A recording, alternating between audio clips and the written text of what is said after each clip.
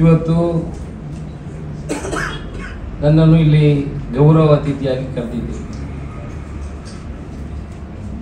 ಹರೀಶ್ರು ಬರುವಾಗಲೇ ಹೇಳಿದರು, ನಿಮ್ಮನ್ನು ಶಾಸಕರ ನೆಲೆಯಲ್ಲಿ ಕರೆದದ್ದಲ್ಲ, ನೀವು ಕಮಲ ಸಮಿತಿ ಬ್ಯಾಂಗ್ಳೂರು ಕಮಲದ ನಮ್ಮ ಕಮಲ ಬ್ಯಾಂಗ್ಳೂರು ಕಮಲ ನಮ್ಮ ಕಮಲ ಅಂತ ಮಾಡ್ತಾ ಇದ್ದೀರಿ, ಅದರ ಅಧ್ಯಕ್ಷ ನೆಲೆಯಲ್ಲಿ ನಿಮ್ಮನ್ನು ಕರೆದಿದ್ದೀವಿ ಅನ್ನೋ ವಿಚಾರವನ್ನು ಹೇಳಿದ್ದಾರೆ. ಅಂದರೆ ಅದರೊಂದು ಲಿಮಿಟೇಷನ್, ನೀವು ರಾಜಕೀಯ ಮಾತಾಡೋದು ಬೇಡ, ಕಮಲದ ಬಗ್ಗೆ ಮಾತಾಡಿ ಅಂತ ಒಂದು ಸೂಚನೆಯನ್ನು ಕೂಡ ಕೊಟ್ಟಿದ್ದಾರೆ. ನಮಗೆ ಅದು ಗೊತ್ತಾಯ್ತು, ಯಾಕಂದರೆ ಅಲ್ಲಿ ಬರುವಾಗಲೇ ನೀವು ಬರೀ ಕಮಲದ ಬಗ್ಗೆ ಮಾತಾಡಬೇಕು ಅನ್ನೋ ವಿಚಾರ.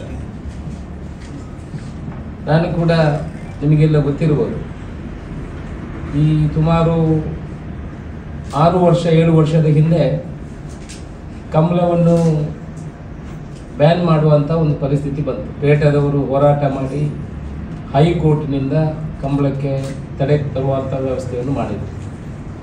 ಅದರ ಮುಂದೆ ಇದ್ದಂಥ ಕಮಲ ಇರುವಂಥದ್ದು ಉಪ್ಪಿನಂಗಡಿಯ ಕಮಲ ಇತ್ತು. ಎಲ್ಲ ಕಮಲದ ಸಂಘಟಕರು ಬಂದು ನನ್ನ ಹತ್ರ ವಿಚಾರ ತಿಳಿಸಿದರು, ನಾವು ಕಮಲವನ್ನು ನಿಲ್ಲಿಸ್ತೇವೆ, ನೀವು ಉಪ್ಪಿನಂಗಡಿ ಕಮಲವನ್ನು ನಿಲ್ಲಿಸಬೇಕು ಅನ್ನೋ ವಿಚಾರವನ್ನು ನನ್ನ ಗಮನಕ್ಕೆ ತಂದರು. ಆಗ ನಾನು ಭಾಸ್ಕರ್ ಕೋಟೆ ಅನ್ನೋ ಅಧ್ಯಕ್ಷರಾಗಿದ್ದೆ. ನಾನು ಅವ್ರ ಹತ್ರ ಹೇಳಿದೆ, ನೀವೆಲ್ಲ ಕಮಲವನ್ನು ಮಾಡಿದ್ರಿ, ನಮಗೆ ರಾಷ್ಟ್ರೀಯ ಕೊಡುವಂಥದ್ದು 3 ಕಮಲ ಬಾಕಿ ಇರುವಂಥದ್ದು, ನೀವು ನಮ್ಮನ್ನು ನಾವು ಮಾಡ್ತೇವೆ ಹೇಳ್ತಲ್ಲ, ನಾವು ಕಮಲವನ್ನು ಮಾಡ್ತೇವೆ ಅಂತ ಕೇಳಿದ್ರು. ನಮ್ಮ ಮೇಲೆಲ್ಲ ಕೇಸ್ ಆಗ್ತದೆ, ನಾವು ಅದಕ್ಕೆ ಒಪ್ಪಿಗೆ ಇಲ್ಲ. ಕಂಬಳದ ಯಜಮಾನರುಗಳಿಗೂ ಕಮಲ ನಿರ್ವಹಣೆ ಮಾಡುವವರಿಗೂ ಒಂದು ಹಂತ ಸಾಕಾಗಿದೆ, ಇನ್ನೂ ಕಮಲವನ್ನು ನಿಲ್ಲಿಸುವ ಯೋಜನೆಯಲ್ಲಿ ಇದ್ದೇವೆ ಅನ್ನೋ ವಿಚಾರವನ್ನು ಹೇಳಿದರು. ನಾನು ಹೇಳಿದೆ, ನೀವು ಎಷ್ಟು ಜನ ಕಂಬಳದ ಕೋಣಗಳು ಬರ್ತೇವೆ ಅಷ್ಟು ಬರಲಿ, ನಾನು ಕಮಲ ಮಾಡ್ತೇನೆ, ನಾನು ಕೋರ್ಟಲ್ಲಿ ಫೈಟ್ ಮಾಡ್ತೇನೆ ಅನ್ನೋ ವಿಚಾರವನ್ನು ಹೇಳಿದೆ. ಹೈಕೋರ್ಟಿಗೆ ಅರ್ಜಿ ಸಲ್ಲಿಸಿದ ಕೂಡಲೇ ನಮ್ಮ ಪರವಾಗಿ ಆದೇಶ ಆಯಿತು. ಆನಂತರ ಇಲ್ಲಿ ಮಂಗಳೂರಿನಲ್ಲಿ ನಿಮಗೆಲ್ಲ ಗೊತ್ತಿರ್ಬೋದು, ದೊಡ್ಡ ರ್ಯಾಲಿಯನ್ನು ಮಾಡಿ ಕಮಲದ ಹೋರಾಟವನ್ನು ನಿರಂತರ ಮಾಡಿಕೊಂಡು ಬೇರೆ ಬೇರೆ ಅಧ್ಯಕ್ಷರು ಬರುವಾಗ ರಾಜ್ಯದಲ್ಲಿ ಸುಗ್ರೀವಾಜ್ಞೆ ಮಾಡುವ ಮುಖಾಂತರ ದೇಶದಲ್ಲಿ ಕೂಡ ಅದು ರಾಷ್ಟ್ರಪತಿಯ ಅಂಕಿತ ಆಗಿ ಕಮಲ ಹೋದ ನಂತರ ಪೇಟದವರು ಸುಪ್ರೀಂ ಕೋರ್ಟಿನಲ್ಲಿ ಅದನ್ನು ಚಾಲೆಂಜ್ ಮಾಡಿದರು. ಅದು 5 ಬೆಂಚ್ ಜಡ್ಜಸ್ಸು ಸುಪ್ರೀಂ ಕೋರ್ಟ್ ಬೆಂಚಲ್ಲಿತ್ತು. ಆನಂತರ ಎಲ್ಲ ಸುಪ್ರೀಂ ಕೋರ್ಟಲ್ಲಿ ಬರುವಾಗ ಸುಗ್ರೀವಾಜ್ಞೆ ಆಗಿದೆ ಅಂತ ಯಾರು ಕಮಲದ ಈ ವಾದ ವಿವಾದದ ಬಗ್ಗೆ ಯಾರು ಸುಪ್ರೀಂ ಕೋರ್ಟ್ನಲ್ಲಿ ವಾದ ಮಂಡಿಸಿದರು. ಆದರೂ ನಾನು ಸ್ವಂತ ನೆಲೆಯಲ್ಲಿ ಇವಾಗ ದಕ್ಷಿಣ ಕನ್ನಡ ಉಡುಪಿ ಜಿಲ್ಲಾ ಕಂಬಳ ಸಮಿತಿ ಕೂಡ ಅದರಲ್ಲಿ ಪಾರ್ಟಿ ಆಗಲಿಲ್ಲ. ನಾನು ಒಬ್ಬನೇ ನನ್ನ ಸ್ವಂತ ಖರ್ಚಿನಲ್ಲಿ ಸುಪ್ರೀಂ ಕೋರ್ಟಲ್ಲಿ ಕೂಡ ಅದನ್ನು ಬಿಡಲಿಲ್ಲ. ಸಾಲಿಸಿಟರ್ ಜನರಲ್ ಮತ್ತು ಅಡ್ವೊಕೇಟ್ ಜನರಲ್ ಯಾರಿದ್ದಾರೆ ಅವರಿಗೆ ಪೂರ್ತಿ ಒಂದು ಪಶುವೈದ್ಯಕೀಯ ಇಲಾಖೆಯಲ್ಲಿ ರಿಟೈರ್ಡ್ ಆದ ಒಬ್ಬ ಆಫೀಸರನ್ನು ಹಿಡ್ಕೊಂಡು ಇಲ್ಲಿ ಎಲ್ಲ ಅದಕ್ಕೆ ಟೆಕ್ನಿಕಲ್ ಮತ್ತು ಈ ಏನು ಪಶುವೈದ್ಯಕೀಯ ಇಲಾಖೆಯಿಂದ ಯಾವ ರೀತಿ ಮಾಹಿತಿಯನ್ನು ಸುಪ್ರೀಂ ಕೋರ್ಟಿಗೆ ಕೊಡಬೇಕು ಆ ಮಾಹಿತಿಯನ್ನೆಲ್ಲ ಕಲೆ ಹಾಕಿ ಇಲ್ಲಿಂದ ಸಂಜಯ್ ನೂಡಿ ಅನ್ನೋ ಅಡ್ವೊಕೇಟನ್ನು ಇಲ್ಲಿ ಡೆಲ್ಲಿಯಲ್ಲಿ ಅಪಾಯಿಂಟ್ ಮಾಡಿ ಇದನ್ನು ಹೋರಾಟ ಮಾಡಿ 5 ಬೆಂಚಸ್ ಜಡ್ಜ್ ನಮ್ಮ ಪರವಾಗಿ ಆದೇಶವನ್ನು ಸಿಕ್ಕಿದೆ. ಕಂಬಳ ಇಲ್ಲಿ ಮಾಡಬೇಕು ಕಾರಣ ಏನಂತ ಹೇಳಿದ್ರೆ, ನನಗೂ ಕೂಡ ಅದರ ಆಲೋಚನೆಗಳು ಇರಲಿಲ್ಲ. ನಾನು ವಿಧಾನಸಭೆಯಲ್ಲಿ ಪ್ರಪ್ರಥಮವಾಗಿ ಶಾಸಕನಾಗಿ ಹೋದ ನಂತರ 14 ದಿವಸದ ಕಲಾಪದಲ್ಲಿ 12 ಸಲ ಮಾತಾಡುವಂಥ ಪ್ರಯತ್ನವನ್ನು ಮಾಡಿದೆ. ಅದರಲ್ಲಿ ಒಂದು ವಿಷಯ ತುಳುವಿನ ಬಗ್ಗೆ ಮಾತಾಡಿದೆ. ತುಳುವನ್ನು ಹೆಚ್ಚುವರಿ ಭಾಷೆಯಾಗಿ ತಗೊಳ್ಬೇಕು. ಬೇರೆ ಬೇರೆ ರಾಜ್ಯಗಳಲ್ಲಿ ನೀವು ಕಂಪೇರ್ ಮಾಡಿದರೆ ಬೇರೆ ಬೇರೆ ರಾಜ್ಯಗಳಲ್ಲಿ 14, 13, ಕೇರಳದಲ್ಲಿ 11 ಭಾಷೆ ಇದೆ, ವೆಸ್ಟ್ ಬೆಂಗಾಲಲ್ಲಿ 14 ಭಾಷೆಗಳು ಹೆಚ್ಚುವರಿ ಭಾಷೆಗಳಾಗಿದೆ. ಇಲ್ಲಿ ಹೆಚ್ಚುವರಿ ಭಾಷೆಯಾಗಿ ತಗೊಂಡ್ರೆ 8ನೇ ಪರಿಚ್ಛೇದಕ್ಕೆ ತಗೊಳ್ಳಿಕ್ಕೆ ನಮಗೆ ಅವಕಾಶ ಆಗ್ತದೆ.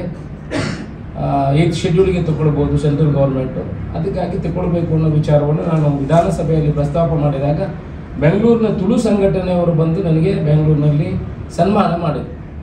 ಆಗ ಅವರು ನನ್ನ ಹತ್ರ ಉಲ್ಲೇಖ ಮಾಡಿದ ಒಂದು ವಿಚಾರ ಏನಂತ ಹೇಳಿದ್ರೆ, ನಾವು ಸುಮಾರು 20ರಿಂದ 25 ಲಕ್ಷ ದಕ್ಷಿಣ ಕನ್ನಡ ಉಡುಪಿ ಜಿಲ್ಲೆಯ ತುಳು ಮಾತಾಡುವವರು ಬೆಂಗಳೂರಿನಲ್ಲಿದ್ದೇವೆ.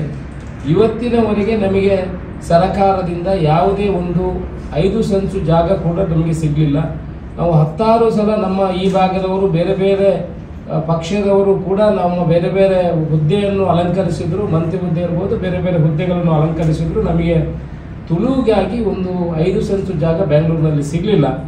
ನಮಗೆ ಒಂದು ತುಳು ಭವನ ಮಾಡುವ ಪರಿಕಲ್ಪನೆ ಇದೆ, ನೀವು ಅದನ್ನು ಕೂಡ ಪ್ರಸ್ತಾವ ಮಾಡಬೇಕು ಅನ್ನೋ ವಿಚಾರವನ್ನು ನನ್ನ ಗಮನಕ್ಕೆ ತಂದು ಆಗ ನಾನು ಹೇಳಿದೆ ಅವರಿಗೆ ಮಾಡಬೇಕಿದ್ರೆ ನಾವು ಒಂದು ದೊಡ್ಡ ಕಾರ್ಯಕ್ರಮ ಮಾಡಬೇಕು, ನಾವು ತುಳು ಸಂಸ್ಕೃತಿಯನ್ನು ಆಚಾರ ವಿಚಾರವನ್ನು ಇಡೀ ರಾಜ್ಯಕ್ಕೆ ತೋರಿಸುವಂಥ ಒಂದು ಪ್ರಯತ್ನವನ್ನು ಮಾಡುವ, ಆ ಮುಖಾಂತರ ಎಲ್ಲ ಪಕ್ಷದವರನ್ನು ಕರೆದು ರಾಜಕೀಯ ರಹಿತವಾಗಿ ಕಂಬಳವನ್ನು ಬ್ಯಾಂಗ್ಳೂರಲ್ಲಿ ಮಾಡುವ ಮುಖಾಂತರ ಒಂದು ದೊಡ್ಡ ಕಾರ್ಯಕ್ರಮವನ್ನು ಮಾಡಿ ತೋರಿಸಿ ಮುಖ್ಯಮಂತ್ರಿಯನ್ನು ಭರಿಸುವ ಆ ಕಾರ್ಯಕ್ರಮಕ್ಕೆ ಬರುವ ಹಾಗೆ ಮಾಡಿ ನಮ್ಮ ಬೇಡಿಕೆಯನ್ನು ಮುಂದಿಡುವ ವಿಚಾರವನ್ನು ಪ್ರಸ್ತಾಪ ಮಾಡುವಾಗ ಇದಕ್ಕೆಲ್ಲ ಒಪ್ಪಿಕೊಂಡು ಅದಕ್ಕೆ ಪೂರಕವಾಗಿ ನಾವು ಕನಸಲ್ಲೂ ನೆನೆಸಿರಲಿಲ್ಲ ನಮಗೆ 50 ಎಕರೆ ಜಾಗ ಬ್ಯಾಂಗ್ಳೂರು ಮಧ್ಯದಲ್ಲಿ ಸಿಗ್ತದೆ ಅಂತ ನಮಗೆ ಗೊತ್ತಿರಲಿಲ್ಲ.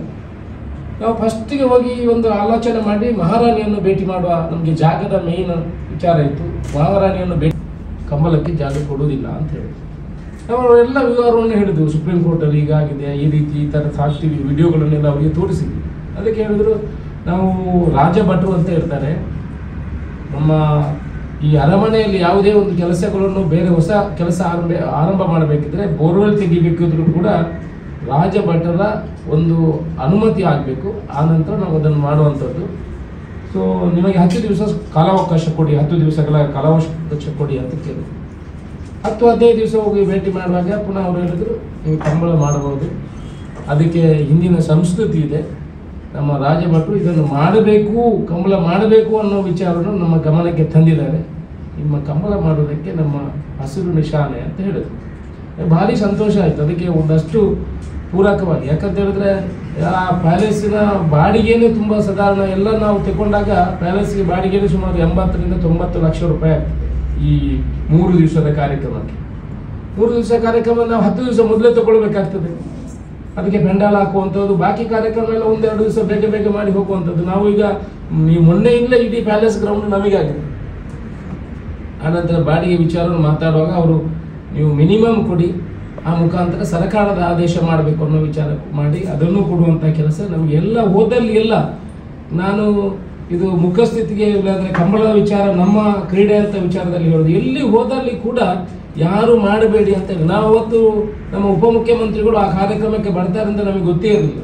ನಾವು ಕಾರ್ಯಕ್ರಮಕ್ಕೆ ಅನುಮತಿ ಕೊಡಬೇಕು ಅಂತ ಹೋದವರು ಕಂಬಳ ಮಾಡ್ತೀರಾ, ನಾನು ಕೂಡ ಆ ಕಾರ್ಯಕ್ರಮಕ್ಕೆ ಬರ್ತೀನಿ, ಅವರೇ ಸ್ವ ಇಚ್ಛೆಯಿಂದ ಹೇಳುವಂಥದ್ದು. ನಮ್ಮ ಕಾರ್ಯಕ್ರಮಕ್ಕೆ ಪೂರಕವಾಗಿ ಎಲ್ಲ ಜನರು ಬಂದು, ಆನಂತರ ಉದ್ಯಮಿಗಳು ಅದರಲ್ಲಿ ಜೊತೆಯಲ್ಲಿ ಸೇರಿಕೊಂಡದ್ದು, ಪ್ರಕಾಶ್ ಶೆಟ್ಟಿ, ಬಂಜಾರ ಪ್ರಕಾಶ್ ಶೆಟ್ಟಿ ಇರ್ಬೋದು, ನಮಗೆ ಆರ್ಥಿಕವಾಗಿ ಕ್ರೋಢೀಕರಣಕ್ಕೆ ಸುಮಾರು ಒಂದು 10 ಕೋಟಿ ರೂಪಾಯಿಯಲ್ಲಿ ಇದರ ವೆಚ್ಚವನ್ನು ಮಾಡಿಕೊಂಡು ಈ ಕಂಬಳವನ್ನು ಆಯೋಜನೆ ಮಾಡ್ತಾ ಇದ್ದೇವೆ. ಒಂದು ಹಂತದ ಕರೆ ಮುಹೂರ್ತ ಮಾಡಿ ಕರೆ ಕೆಲಸವನ್ನು ನಾವು ಈಗ ಪೂರ್ತಿ ಮಾಡಿದ್ದೀವಿ. ಕೋಣೆಗಳನ್ನು ಯಾವ ರೀತಿ ಇಲ್ಲಿಂದ ಕರ್ಕೊಂಡು ಹೋಗ್ಬೋದು, 3 ಸುತ್ತಿನ ಮಾತುಕತೆ ಕೋಣೆಗಳ ಯಜಮಾನರುಗಳಿಗೆಲ್ಲ ಮಾತುಕತೆ ಮಾಡಿ ಅವ್ರದ್ದು ಕೆಲವು ಬೇಡಿಕೆಗಳಿತ್ತು. ಯಾಕಂತ ಹೇಳಿದ್ರೆ ನಮಗೆ 3-4 ದಿವಸಕ್ಕೆ ಕೋಣೆಗಳನ್ನು ಕರ್ಕೊಂಡು ಬಂದರೆ ಅದಕ್ಕೆ ವೆಚ್ಚ ಜಾಸ್ತಿ ಇದೆ. ಶುರುವಿನ ಹಂತದಲ್ಲಿ ನಾವೊಂದು ಅವರಿಗೆ ಗೌರವಧನ ಅಂದರೆ ಲಾರಿ ಬಾಡಿಗೆ ಅಂತ ಒಂದು 25,000 ರೂಪಾಯಿ ಕೋಣೆಗಳ ಯಜಮಾನರಿಗೆ ಕೊಡ್ತೀವಿ ಅಂತ ವಿಚಾರವನ್ನು ಹೇಳಿದೆ. ಈಗ ಪ್ರತಿ ಕೋಣೆಗಳ ಯಜಮಾನರಿಗೆ ಅವರಿಗೆ ದುಡ್ಡು ಕೊಟ್ಟು ನಾವು ಅವರನ್ನು ಇದು ಮಾಡಲಿಕ್ಕೆ ಸಾಧ್ಯ ಇಲ್ಲ, ಅವರು ಗೌರವಕ್ಕಾಗಿ ಕೋಣೆಗಳನ್ನು ಸಾಕ್ತಾರೆ. ಲಾರಿ ಬಾಡಿಗೆ ಅಂತ ನಾವು ಅವರಿಗೆ ಒಂದು 50,000 ರೂಪಾಯಿಯನ್ನು ಪ್ರತಿ ಕೋಣೆಗಳ ಯಜಮಾನರುಗಳಿಗೆ ಕೊಟ್ಟು ಪ್ರತಿ ಕೋಣೆಗಳ ಯಜಮಾನರುಗಳಿಗೆ ಮನೆಗೆ ಹೋಗಿ ಅವರಿಗೆ ಗೌರವವಾಗಿ ಶಾಲು ಹಾಕಿ ರಿಜಿಸ್ಟ್ರೇಷನ್ ಮಾಡಿ ಪ್ರಸಾದ ಕೊಟ್ಟು ಅವರನ್ನು ರಿಜಿಸ್ಟ್ರೇಷನ್ ಮಾಡುವಂಥ ಕೆಲಸವನ್ನು ಮಾಡಿದ್ದೀವಿ. 116 ಜೊತೆ ಕೋಣೆಗಳ ಯಜಮಾನರುಗಳು ಈಗಲೇ ರಿಜಿಸ್ಟ್ರೇಷನ್ ಮಾಡಿ ನಮ್ಮ ಹತ್ರ ಅವರ ಒಮ್ಮತವನ್ನು ಕೊಟ್ಟಿದ್ದಾರೆ. ಇನ್ನೂ ಕೂಡ ನಮ್ಮ ಚಿಕ್ಕ ಚಿಕ್ಕ ಕೋಣೆಗಳ ಯಜಮಾನರುಗಳು, ಸಣ್ಣ ನೇಗಿಡುವವರು ನಾವು ಬರ್ತೀವಿ ನಮಗೆ ಅವಕಾಶ ಕೊಡಿ ಅಂತ ಕೇಳ್ತಾ ಇದ್ದಾರೆ. ಅವರನ್ನು ಕೂಡ ಅಲ್ಲಿ ಅಭಿಪ್ರಾಯ ಏನಿದೆ, ದೊಡ್ಡ ಜೊತೆಗಳು ಮತ್ತು ಒಂದು ಹಂತದಲ್ಲಿ ಈ ಚಿಕ್ಕ ಚಿಕ್ಕ ಕೋಣೆಗಳನ್ನು ತಂದರೆ ಜನಗಳಿಗೆ ಸ್ವಲ್ಪ ಇದಾಗ್ಬೋದು, ನಾವು 125 ಜೊತೆಗೆ ಸೀಮಿತ ಮಾಡಬೇಕು ಅನ್ನೋ ಒಂದು ಉದ್ದೇಶವನ್ನು ಇಟ್ಕೊಂಡಿದ್ವಿ. ಆದರೂ ಇನ್ನಷ್ಟು ಜನ ನಾವು ಬರ್ತೇವೆ ಅನ್ನೋ ವಿಚಾರವನ್ನು ಹೇಳ್ತಾ ಇದ್ದಾರೆ. ಜನ ಕೂಡ ಹಾಗೆ ನಾಡಿದ್ದು 24ರಿಂದ ಹೋಗುವಂಥ ಎಲ್ಲ ಟ್ರೈನ್ಗಳು ಫುಲ್ ಆಗಿದೆ. ಎಲ್ಲ ಬಸ್ಸುಗಳು ದಕ್ಷಿಣ ಕನ್ನಡದಿಂದ ಹೋಗುವ ಬಸ್ಸುಗಳು ಎಲ್ಲ ಆಲ್ರೆಡಿ ಬುಕ್ ಆಗಿದೆ. ಕೋಣೆಗಳ ಯಜಮಾನರುಗಳ ಜೊತೆ ನಾವು 15 ಜನರಿಗೆ ಪಾಸು ಕೊಡುವಂಥ ವ್ಯವಸ್ಥೆಯನ್ನು ಮಾಡಿದ್ದೀವಿ. ಆದರೆ ಎಲ್ಲ ಕೋಣೆಗಳ ಯಜಮಾನರುಗಳು ನಮಗೆ 25 ಜನ ಬೇಕು, ಹೆಚ್ಚುವರಿ ಜನಗಳು ಬರ್ತಾರೆ ಅನ್ನೋ ವಿಚಾರವನ್ನು ನಮ್ಮ ಗಮನಕ್ಕೆ ತಂದಿದ್ದಾರೆ. ಸುಮಾರು ದಿವಸಕ್ಕೆ 5,000 ಜನರಿಗೆ ಸಪರೇಟ್ ಊಟದ ವ್ಯವಸ್ಥೆಯನ್ನು ಮಾಡ್ತಾ ಇದ್ದೀವಿ. ಯಾಕಂತ ಹೇಳಿದ್ರೆ 125 ಜೊತೆ ಕೋಣ ಇಂಟು 25 ಜನ ಅಂದರೆ 2,500 ಜನ ಅವ್ರದ್ದೇ ಆಯಿತು. ಆನಂತರ ನಮ್ಮ ವಾಲಂಟಿಯರ್ಸ್ಗೆಲ್ಲ ಸೇರಿ ಊಟದ ವ್ಯವಸ್ಥೆಗೆ 5,000 ಜನರನ್ನು ನಾವು ಯೋಜನೆಯನ್ನು ಮಾಡಿಕೊಂಡಿದ್ದೀವಿ. ಸ್ಟಾಲು ಮತ್ತು ಬಾಕಿದನ್ನು ಎಲ್ಲ ಸುಮಾರು ಒಂದು 3 ಕೋಟಿ ರೂಪಾಯಿ ವೆಚ್ಚದಲ್ಲಿ ಅದನ್ನು ಸ್ಟಾಲು ಅಂದರೆ ಕೊರಿಯನ್ ಸ್ಟೈಲಲ್ಲಿ ಸ್ಟಾಲ್ಗಳೆಲ್ಲ ಮಾಡ್ತೇವೆ. ಆ ಸ್ಟಾಲು ಮಾಡಲಿಕ್ಕೆ ಸುಮಾರು 2.5 ಕೋಟಿ ರೂಪಾಯಿ ಖರ್ಚಿದೆ ಬರೀ ಸ್ಟಾಲ್ ಮಾಡಲಿಕ್ಕೆ. ಅದರಲ್ಲೂ ಕೂಡ ಒಂದು 3-3.5 ಕೋಟಿ ರೂಪಾಯಿಗೆ ಬೇರೆ ಬೇರೆ ಸ್ಟಾಲ್ ಮಾಡೋರು ಬೇರೆ ಬೇರೆ ಭಾಗದಿಂದ ಬರ್ತಾ ಇದ್ದಾರೆ. ನಾರ್ತ್ ಕರ್ನಾಟಕದಿಂದ ಅವರ ಫುಡ್ಡನ್ನು ಕೂಡ ನಾವು ಕೌಂಟ್ರಲ್ಲಿ ಮಾಡ್ತೀವಿ ಅಂತ ಜನಗಳು 5 ಲಕ್ಷ 6 ಲಕ್ಷ ರೂಪಾಯಿ ಕೊಟ್ಟು ಕೌಂಟ್ರನ್ನು ತಗೊಳ್ಳಿಕ್ಕೆ ಜನಗಳು ಬರ್ತಾ ಇದೆ. ಈಗಲೇ ಕರೆಯ ಒಂದು ಹಂತದ ಕೆಲಸಗಳಾಗಿದೆ. ದಿವಸಲೂ ಬೆಳಿಗ್ಗೆಯಿಂದ ಸಾಯಂಕಾಲ ನೋಡಿದರೆ ಕನಿಷ್ಠ 1,500-2,000 ಜನ ಬ್ಯಾಂಗ್ಳೂರಿನವರು ಕರೆ ನೋಡಲಿಕ್ಕೆ ಬರ್ತಾ ಇದ್ದಾರೆ. ಈಗ ನೋಡಿದ್ದು ನಾವು ಈಗಲೇ ಅಲ್ಲಿ ಕಚೇರಿಯನ್ನು ಆ ಗ್ರೌಂಡಿನಲ್ಲಿ ಕಚೇರಿಯನ್ನು ಮಾಡಿದ್ದೇವೆ. ಕಚೇರಿ ಅಂತ ಹೇಳಿದ್ರೆ ಅಲ್ಲಿ ಬೆಳಿಗ್ಗೆಯಿಂದ ಚಾ ತಿಂಡಿಯಿಂದ ಸ್ಟಾರ್ಟ್ ಆದರೆ ರಾತ್ರಿ 10 ಗಂಟೆವರೆಗೆ ಊಟದವರೆಗೆ ಅಲ್ಲಿ ವ್ಯವಸ್ಥೆಯನ್ನು ಮಾಡಿ ನಿರಂತರ ಕಾರ್ಯಾಲಯ ಕೆಲಸಗಳನ್ನು ಮಾಡ್ತಾ ಇದ್ದೀವಿ.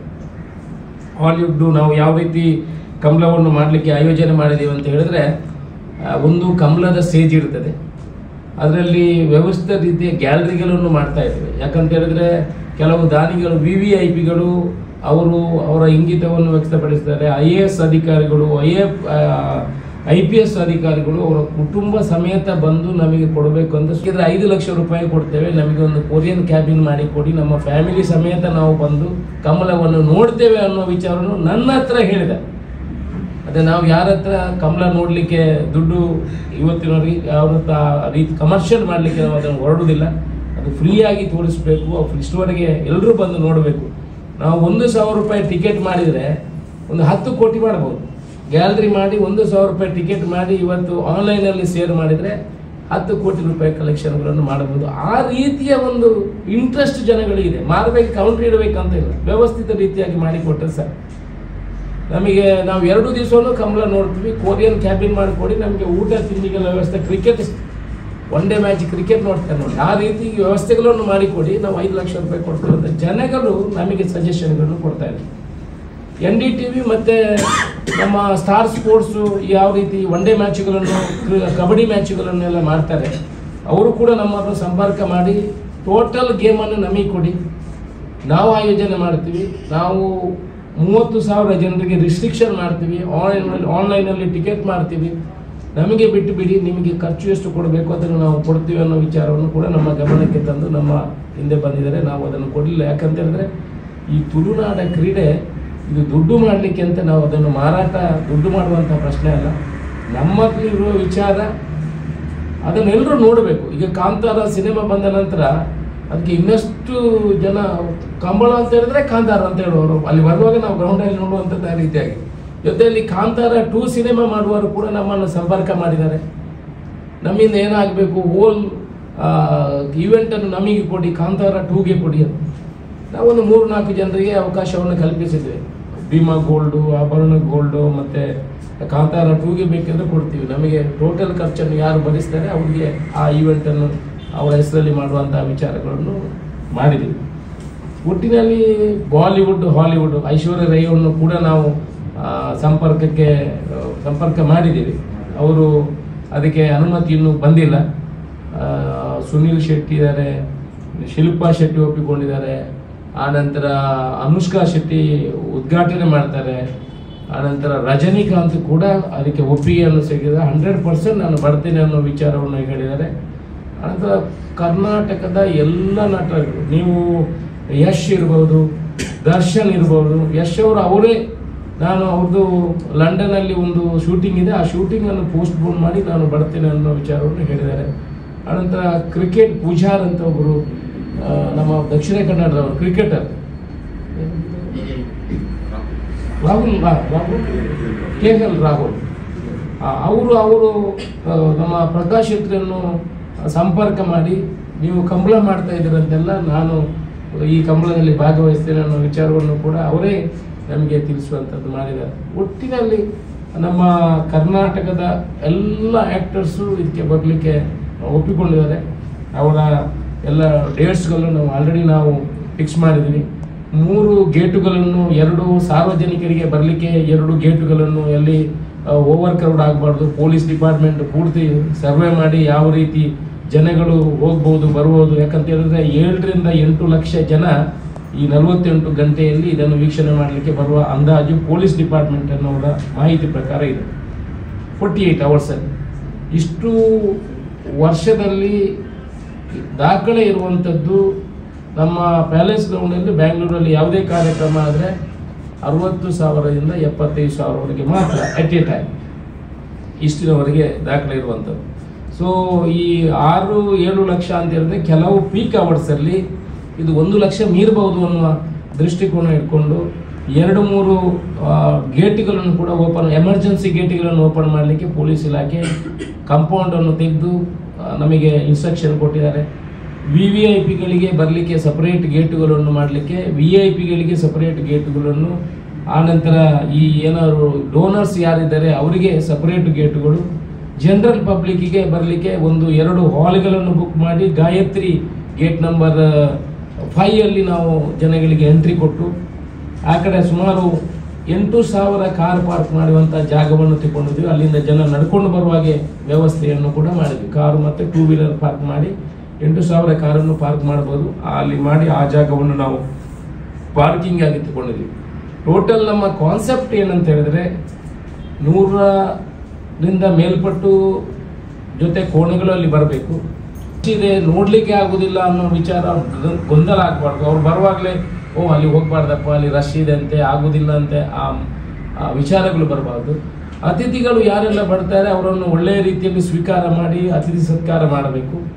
ಆನಂತರ ನಮ್ಮ ಈ ಸಂಸ್ಕೃತಿ ಆಚಾರ ವಿಚಾರ ಇಲ್ಲಿನ ತಿಂಡಿ ತಿನಿಸುಗಳು ಏನಿದೆ, ಇನ್ಕ್ಲೂಡಿಂಗ್ ಹಲಸಿನಕಾಯಿ ಹಪ್ಪಳದಿಂದ ಹಿಡಿದು ಉಪ್ಪಿನಕಾಯಿಯಿಂದ ಹಿಡಿದು ಆ ತಂಡಗಳಿಗೆಲ್ಲ ಕೆಲವರಿಗೆಲ್ಲ ಎಕಾನಮಿಕಲಿ ವಯಬಿಲಿಟಿ ಇಲ್ಲ, ಅಂದರೆ ದುಡ್ಡು ಕೊಟ್ಟು ಸ್ಟಾಲ್ ತಗೊಳ್ಳಿಕ್ಕೆ ಸಾಧ್ಯ ಇಲ್ಲ, ಅಂಥವರಿಗೆ ನಾವು ಬೇರೆಯೇ ವಿಚಾರವಾಗಿ ಅವರಿಗೆ ಫ್ರೀಯಾಗಿ ಸ್ಟಾಲ್ ಕೊಡುವಂಥ ವ್ಯವಸ್ಥೆಯನ್ನು ಮಾಡಿ ಅವರ ಐಟಮ್ಗಳನ್ನು ಅಲ್ಲಿ ತೋರಿಸುವಂಥ ಜನಗಳಿಗೆ ತೋರಿಸುವಂಥ ವ್ಯವಸ್ಥೆಯನ್ನು ಮಾಡ್ತೀವಿ. ಕರಕುಶಲ ಎಕ್ಸಿಬಿಷನ್ ಮಾಡ್ತೀವಿ. 2 ಸ್ಟೇಜ್ಗಳಿರ್ತದೆ. ಒಂದು ಸ್ಟೇಜಿನಲ್ಲಿ ಕಮಲದ ಕಾರ್ಯಕ್ರಮ ನಡೆದ್ರೆ ಇನ್ನೊಂದು ಕಡೆ ಸಾಂಸ್ಕೃತಿಕ ಕಾರ್ಯಕ್ರಮಗಳು ನಡೀತದೆ. ನಿಮ್ಮ ಫಿಲ್ಮ್ ಸ್ಟಾರ್ಗಳು ಬಾಕಿ ಅವ್ರದ್ದೆಲ್ಲ ಕಾರ್ಯಕ್ರಮಗಳು ನಿರಂತರ ರಾತ್ರಿ ಹಗಲು ಅದರಲ್ಲಿ ನಡೀತಾ ಇದ್ದಾರೆ. ಒಂದಕ್ಕೆ ಒಂದು ಮೈಕ್ ತೊಂದರೆ ಆಗಿರ್ತಾರೆ, ಏನೇನು ಬೇರೆ ಡೈರೆಕ್ಷನಲ್ಲಿ ಮಾಡಿ ನಮ್ಮ ಈವೆಂಟ್ ಮ್ಯಾನೇಜ್ಮೆಂಟಿನವರಿಗೆ ಇದನ್ನೆಲ್ಲ ಕೊಡುವಂಥ ಕೆಲಸವನ್ನು ಮಾಡಿದ್ದೀವಿ. ತುಂಬ ಜನ ಉದ್ಯಮಿಗಳು, ಗೋಲ್ಡ್ ಮರ್ಚೆಂಟ್ಸು, ರಿಯಲ್ ಎಸ್ಟೇಟ್ನವರು ಬಾಕಿದೆಲ್ಲ ಆಸಕ್ತಿಯನ್ನು ತೋರಿಸಿದ್ದಾರೆ. ಒಟ್ಟಿನಲ್ಲಿ ಆ ರೀತಿ ಒಳ್ಳೆಯ ಕಾರ್ಯಕ್ರಮವನ್ನು ಮಾಡಲಿಕ್ಕೆ ಆಯೋಜನೆಯನ್ನು ಮಾಡಿದ್ದೀವಿ. ಬಹುಶಃ ಕಮಲವನ್ನು ಉಳಿಸುವಲ್ಲಿ ಮುಖ್ಯ ಪಾತ್ರ ವಹಿಸು ನಾವು ಲೀಗಲಿ ಫೈಟ್ ಮಾಡಿದ್ರು, ಬಾಕಿದ್ದು ಮಾಡಿದ್ರು. ಯಾವುದೇ ಒಂದು ಕ್ರೀಡೆ ಇವತ್ತು ರಾಜಕೀಯ ರಹಿತವಾಗಿ ಉಳಿದಿದೆ ಅಂತ ಹೇಳಿದ್ರೆ ಅದು ಕಮಲ ಅಂತ ಹೇಳ್ಬೋದು. ಯಾಕಂತ ಹೇಳಿದ್ರೆ ಇದಕ್ಕೆ ಯೂನಿವರ್ಸಲ್ ಸಪೋರ್ಟ್, ಅದರಲ್ಲೂ ಮಾಧ್ಯಮದವರು ಇದನ್ನು ಉಳಿಸ್ಲಿಕ್ಕೆ ಬೆಳೆಸಲಿಕ್ಕೆ ಸಹಕಾರ ಮಾಡಿದವರು ಅಂತ ಹೇಳಿದ್ರೆ 60% ಮಾಧ್ಯಮದವರು ಅಂತ ಹೇಳ್ಬೋದು. ಹಿಸ್ಟ್ರಿಯಲ್ಲಿ ಯಾವುದೇ ಒಂದು ಕ್ರೀಡೆ ಯಾವ ಪಕ್ಷವನ್ನು ವಿರೋಧ ಪಡಿಸದೆ ಆರ್ಡಿನೆನ್ಸ್ ಆಗಿ ನಮ್ಮ ರಾಷ್ಟ್ರಪತಿಯವರ ಅಂಕಿತ ಆಗಿ ಬಂದಿದೆ ಅಂತ ಹೇಳಿದ್ರೆ ಅದು ಕಮಲ ಅಂತ ಹೇಳಲಿಕ್ಕೆ ನಾನು ಇಚ್ಛೆ ಪಡ್ತೀನಿ. ಯಾಕಂತ ಹೇಳಿದ್ರೆ ಬೇರೆ ಯಾವುದು ಇವತ್ತಿನವರೆಗೆ ಆ ರೀತಿ ಆಗಲಿ. ಈ ಕಮಲದ ಬಗ್ಗೆ ಯಾರು ಅಪಸ್ವರನೂ ಎತ್ತುವುದಿಲ್ಲ. ಎಲ್ಲ ಸುದ್ದಿಯಿಂದ ಮನೆ ಒಳಗೆ ಹೇಳ್ಬೇಕಂತ ಎಲ್ಲಾದ್ರೂ ಹೊರಗೆ ಮಾತಾಡಿಬಿಟ್ರೆ ಅವನಿಗೆ ಉಲ್ಟೆ ಬಿದ್ದು ಬಿಡ್ತಾರೆ.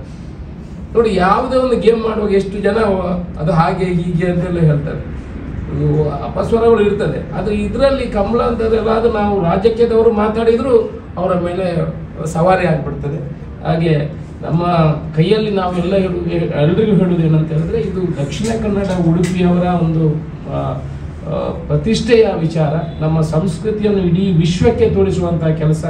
ಇವತ್ತು ಬೇರೆ ಬೇರೆ ದೇಶದ ಎಲ್ಲ ಕಡೆಗಳಲ್ಲೂ ಅಲ್ಲಲ್ಲಿ ಮೀಟಿಂಗ್ ಮಾಡಲಿಕ್ಕೆ ನಾವು ವಿನಂತಿ ಮಾಡಿಕೊಂಡಿದ್ವಿ. ಡೆಲ್ಲಿಯಲ್ಲಿ ಮೀಟಿಂಗ್ ಆಗಿದೆ, ಬೇರೆ ಬೇರೆ ಕಡೆ ಅಲ್ಲಿ ತುಳು ಸಂಘಟನೆಗಳು ಅದನ್ನು ಮೀಟಿಂಗ್ ಮಾಡುವ ಮುಖಾಂತರ ಜನಗಳಿಗೆ ಅವೇರ್ನೆಸ್ ಮಾಡಿ ಅಲ್ಲಿಯೂ ಕೂಡ ಕೆಲವರು ಬರುವಂಥ ಕೆಲಸವನ್ನು ಮಾಡಿದ್ದಾರೆ. ನಾವು ಕೋಣೆಗಳನ್ನು ಇಲ್ಲಿಂದ ಕರ್ಕೊಂಡು ಹೋಗುವಾಗ ಕೋಣೆಗಳ ಯಜಮಾನರು ನಿಮಗೆ ಗೊತ್ತಿರ್ಬೋದು, ಅವರಿಗೆ ಕುಡಿಲಿಕ್ಕೆ ನೀರು ಕೇಳಿಲ್ಲ. ಅವರು ನಮ್ಮ ಹತ್ರ ವಿನಂತಿ ಮಾಡಿದ್ರೆ ಅಂದರೆ ನಮಗೆ 6 ರಿಂದ 7 ಟ್ಯಾಂಕರ್ ನೀರು ಬೇಕು, ಈ ಕೋಣಗಳಿಗೆ ಕುಡಿಲಿಕ್ಕೆ ನೀರನ್ನು ನೀವು ಇಲ್ಲಿಂದ ತಗೊಂಡು ಹೋಗ್ಬೇಕು ಅಂತ. ನಾವು ಅದಕ್ಕೆ ಅವ್ರಿಗೆ ಹೇಳಿದ್ವಿ, ನಿಮಗೆ ಮಿನರಲ್ ವಾಟರ್ ಕೊಡ್ತೀವಿ, ಯಾಕೆ ನೀವು ಇಲ್ಲಿಂದ ನೀರು ತಗೊಂಡು ಹೋಗ್ಬೇಕು ಅಂತ. ಅವರಿಗೆ ಮಿನರಲ್ ವಾಟರ್ ಬೇಡ ಅಂತ, ಅವ್ರಿಗೆ ದಕ್ಷಿಣ ಕನ್ನಡದ ನೀರೇ ಅಲ್ಲಿ ಕೋಣಗಳಿಗೆ ಕುಡಿಲಿಕ್ಕೆ ಬೇಕು, ಅದನ್ನು ಕೊಡಬೇಕು ಅನ್ನೋ ವಿಚಾರವನ್ನು ವಿನಂತಿಯನ್ನು ಮಾಡಿದ್ದಾರೆ. ಅವರಿಗೆ ಮಲಗಲಿಕ್ಕೆ, ಅವರಿಗೆ ಆಹಾರದ ವಿಚಾರ ಬಗ್ಗೆ ಹೇಳಿಲ್ಲ. ಅದು ಕೋಣಗಳಿಗೆ ಕುಡಿಯಲಿಕ್ಕೆ ನೀರು, ಯಾಕಂತ ಹೇಳಿದ್ರೆ ಜ್ವರ ಮತ್ತು ನೀರು ಚೇಂಜ್ ಆದರೆ ಲೂಸ್ ಮೋಷನ್ ಮತ್ತು ಜ್ವರ ಆದರೆ ಕೋಣೆಗಳನ್ನು ಓಡಿಸ್ಲಿಕ್ಕೆ ಕಷ್ಟ ಆಗ್ತದೆ ವಿಚಾರವನ್ನು ಹೇಳಿದ್ದಾರೆ. ಅದನ್ನು ಕೂಡ ವ್ಯವಸ್ಥೆ ಮಾಡ್ತಾ ಇದ್ದೀವಿ. ಜೊತೆಯಲ್ಲಿ ಸುಮಾರು 125 ಕೋಣೆಗಳನ್ನು ಒಂದೇ ಸಮಯದಲ್ಲಿ ಉಪ್ಪಿನಂಗಡಿಯಿಂದ ಬೀಳ್ಕೊಡುಗೆ ಮಾಡುವಂಥ ಒಂದು ಕಾರ್ಯಕ್ರಮವನ್ನು ಆಯೋಜನೆ ಮಾಡಿದ್ವಿ. ಅದರ ಜೊತೆ ವೆಟರ್ನರಿ ಡಿಪಾರ್ಟ್ಮೆಂಟಿನ ಒಂದು ಆಂಬ್ಯುಲೆನ್ಸು, ಡಾಕ್ಟರ್ಸ್ ಎಲ್ಲ ಬರ್ತಾರೆ, ಪೊಲೀಸ್ ಪ್ರೋಟೋಕಾಲ್ ಕೊಡ್ತಾರೆ. ಹಾಸನದಲ್ಲಿ ಹೋಗಿ ಅವರು ತಂಗಿ ಅವರಿಗೆ ಅಲ್ಲಿ ಒಂದು ಕೋಣೆಗಳಿಗೆ 2 ಗಂಟೆ 3 ಗಂಟೆ ರೆಸ್ಟನ್ನು ಕೊಡ್ತೇವೆ. ಆನಂತರ ಪುನಃ ಅಲ್ಲಿ ಹಾಸನದ ಎಲ್ಲ ಸಂಘಟನೆಯವರು ಅವರನ್ನು ಸ್ವಾಗತ ಮಾಡುವಂಥದ್ದು. ಆನಂತರ ಚನ್ನಪಟ್ಟಣ ಬೇರೆ ಬೇರೆ ತಾಲೂಕುಗಳಿಗೆ ಹೋಗುವಾಗ ತಾಲೂಕು ವಯಸ್ಸು ಎಲ್ಲ ತುಳು ಸಂಘಟನೆಯವರು ಮತ್ತು ಅಲ್ಲಿ ಲೋಕಲ್ನವರು ಅವರನ್ನು ಸ್ವಾಗತ ಮಾಡುವಂಥದ್ದು. ಸುಮಾರು 9 ಗಂಟೆಗೆ ಅವರು ನೆಲಮಂಗಲ ತಲುಪಿ ಅಲ್ಲಿ ಒಬ್ಬರು ಉದ್ಯಮಿ ಇದ್ದಾರೆ ಮಂಗಳೂರಿನವರು, ಅವರು ಕೂಡ ನಾನು ಎಲ್ಲ ಜವಾಬ್ದಾರಿಯನ್ನು ವಹಿಸ್ಕೊಂಡಿದ್ದಾರೆ. ಅಲ್ಲಿ ಬಂದ ಕೂಡಲೇ ಅವರಿಗೆ ಊಟ ಉಪಚಾರ ತಿಂಡಿ ಅವರನ್ನು ಸ್ವಾಗತ ಮಾಡೋದು ಅವರೇ ಸ್ವಂತ ನೆಲೆ, ನಾನೇ ಮಾಡ್ತೀನಿ ಅದನ್ನು, ನನಗೆ ಜವಾಬ್ದಾರಿಯನ್ನು ಕೊಡಿ ಅನ್ನೋ ವಿಚಾರವನ್ನು ಅಂದರೆ ನಮಗೆ ಎಲ್ಲ ಕಡೆಯಿಂದ ಸಹಕಾರ ಸಿಗ್ತದೆ. ಅಲ್ಲಿ ನಾವು 9:30-10 ಗಂಟೆಗೆ ನಾವು ಈ 125 ಕೋಣೆಗಳ ಯಜಮಾನರುಗಳು ಲಾರಿಯಲ್ಲಿ ಸಿಟಿಗೆ ಎಂಟ್ರಿ ಆಗ್ತೇವೆ. ಸರ್ 10-11 ಗಂಟೆಗೆ ನಾವು ಅವರನ್ನು ಮೈದಾನದಲ್ಲಿ ನಮ್ಮ ಪ್ಯಾಲೇಸ್ ಗ್ರೌಂಡ್ನಲ್ಲಿ ಅವರನ್ನು ಸ್ವಾಗತ ಮಾಡ್ತೀವಿ. 125 ಕೋಣೆಗಳ ಯಜಮಾನರುಗಳಿಗೂ ಸಪರೇಟ್ ಕೌಂಟರ್ಗಳನ್ನು ಮಾಡಿದ್ದೀವಿ ಅವರಿಗೆ ವ್ಯವಸ್ಥಿತವಾಗಿ ನಿಲ್ಲಲಿಕ್ಕೆ. ಕೋಣೆಗಳ ಯಜಮಾನರುಗಳಿಗೆ ಸಪರೇಟ್ ರೂಮನ್ನು ಹಾಲನ್ನು ಬುಕ್ ಮಾಡಿ ಅದರಲ್ಲಿ ಕೌಂಟರ್ ಮಾಡಿ ಅವರಿಗೆ ಸಪರೇಟ್ ರೂಮು ಎಲ್ಲ ವ್ಯವಸ್ಥೆ ಇನ್ಕ್ಲೂಡಿಂಗ್ ಮೊಬೈಲ್ ಚಾರ್ಜ್ ಮಾಡಲಿಕ್ಕೆ ಬಾಕಿದ್ದು ಎಲ್ಲ ವ್ಯವಸ್ಥೆಗಳು, ನೀರಿನ ವ್ಯವಸ್ಥೆಗಳು, ಟಾಯ್ಲೆಟು, ವಾಶ್ರೂಮ್ ಎಲ್ಲ ವ್ಯವಸ್ಥೆಗಳನ್ನು ಅಲ್ಲಿ ಮಾಡುವಂಥದ್ದು ವಿಚಾರಗಳನ್ನೆಲ್ಲ ಡಿಸೈನ್ ಮಾಡಿ ಇಟ್ಟಿದ್ದೀವಿ. ಒಟ್ಟಿನಲ್ಲಿ ಈ ಕಂಬಳವನ್ನು ನೀವೆಲ್ಲ ಸಹಕಾರದಿಂದ ಒಳ್ಳೆ ರೀತಿಯಲ್ಲಿ ಮಾಡ್ತಾಯಿದ್ದೀವಿ. ಈ ರಾಜಕೀಯವಾಗಿ ಒಂದು ನಮ್ಮ ಉದ್ಘಾಟಕರು ಒಂದು 2 ಮಾತನ್ನು ಹೇಳಿದರು. ಒಂದು ನಮ್ಮ ಎಲ್ಲ ಮಾಧ್ಯಮದವರು ಭ್ರಷ್ಟಾಚಾರದಲ್ಲಿ ತೊಡಗಿದ್ದಾರೆ ಅನ್ನೋ ವಿಚಾರ ನಾನು ಕೂಡ ಮೊನ್ನೆ ನೋಡಿದೆ. ಒಬ್ಬರಿಗೆ ಉಲ್ಲೇಖ ಮಾಡುವಂಥದ್ದು ಭಾರಿ ಸುಲಭದ ಕೆಲಸ, ಯಾರಾದರೂ ಮೈಕ್ ಸಿಕ್ಕಿದ್ರೆ ಉದ್ದಕ್ಕೆ ಬಿಡುವಂಥದ್ದು ಭಾರಿ ಸುಲಭ. ಆದರೆ ಅದನ್ನು ಮೊನ್ನೆ ಒಂದು ಕಾರ್ಯಕ್ರಮದಲ್ಲಿ ಒಬ್ಬರು ಸ್ವಾಮೀಜಿ ಹೇಳಿದರು, ರಾಜಕೀಯದಂತ ಅವರು ಅಂತ ಹೇಳಿದ್ರೆ ಅವರಿಗೆ ಗೌರವನೇ ಇಲ್ಲ. ನಾನು ಕೂತ್ಕೊಂಡಿದ್ದೆ, ಆ ಕಡೆ ಸ್ವಾಮೀಜಿ ಕೂತ್ಕೊಂಡಿದ್ದು, ಈ ಕಡೆ ನಾನು ಕೂತ್ಕೊಂಡಿದ್ದೆ. ರಾಜಕೀಯದಂಥವ್ರಿಗೆ ಅವರಿಗೆ ಮರ್ಯಾದೆಯೇ ಇಲ್ಲ, ಭ್ರಷ್ಟಾಚಾರಿಗಳು ಅಂತ ಹೇಳಿದ್ರೆ ಎಲ್ಲರೂ ಅವರನ್ನೇ ಕರೆಯುವುದು. ಅವ್ರಿಗೆಲ್ಲಾದರೂ ಅವರು ಫಸ್ಟ್ ಬೈಯುವಂಥದ್ದು ಯಾರಿಗೆ? ಸುಲಭ ಫ್ರೀಯಾಗಿ ಸಿಗುವುದು ರಾಜಕೀಯದವ್ರಿಗೆ, ಹೇಗೆ ಬೇಕಿದ್ರು ಬೈಬೋದು ಅವ್ರಿಗೆ. ನಾನು ಉದ್ಯಮಿ ಆಗಿದ್ದೆ, ಈಗ ರಾಜಕೀಯಕ್ಕೆ ಬಂದಿದ್ದೆ, ಆಗ ನಾನು ಬೈದದ್ದು ರಾಜಕೀಯದವ್ರಿಗೆ, ಹೆಂಚಿನ ಮಾಲಕ್ಕೆ ಏನು ಸುಲಭವಾಗಿ ಸಿಗುವುದು. ಆನಂತರ ನನಗೆ ಬೈಯುವಂಥದ್ದು ಪೊಲೀಸ್ನವ್ರಿಗೆ, ಅವರು ಸುಲಭ ನೆಕ್ಸ್ಟ್ ಸಿಗುದವ್ರೆ ಪೊಲೀಸ್ನವ್ರಿಗೆ ಬೈಯುವಂಥದ್ದು. ಅದಕ್ಕೆ ನಾನು ಹೇಳಿದೆ, ನನ್ನ ಭಾಷಣದಲ್ಲಿ ನಾನು ಹೇಳಿದೆ, ಸ್ವಾಮೀಜಿಯವರೇ ಬೈಯುವುದು ಸುಲಭ, ರಾಜಕೀಯದವ್ರಿಗೆ ಎಲ್ಲರೂ ಒಂದೇ ಥರ ಇದರಲ್ಲಿ ಇರುವುದಿಲ್ಲ. ಈಗ ಈ ನಮ್ಮ ಮಾಧ್ಯಮ ಏನಾದರೂ ಎಲ್ಲಾದರೂ ಉಳಿದಿದೆ ಅದು ದಕ್ಷಿಣ ಕನ್ನಡ ಜಿಲ್ಲೆಯವರಿಂದ, ಇಷ್ಟಾದರೂ ಉಳಿದಿರುವಂಥದ್ದು ನಮ್ಮ ದಕ್ಷಿಣ ಕನ್ನಡ ಜಿಲ್ಲೆಯವರಿಂದ ಉಳಿದಿರುವಂಥದ್ದು. ಬೆಂಗಳೂರಿನಲ್ಲಿ ನೋಡಿ, ಭ್ರಷ್ಟಾಚಾರವನ್ನು 100ರಿಂದ 100 ತೆಗಿಲಿಕ್ಕೆ ದೇವರ ಮೇಲೆಯಿಂದ ಬಂದರೂ ಸಾಧ್ಯ ಇಲ್ಲ ನನ್ನ ಪ್ರಕಾರ, ಅದನ್ನು ನಿಲ್ಲಿಸಲಿಕ್ಕೆ ಸಾಧ್ಯನೇ ಇಲ್ಲ.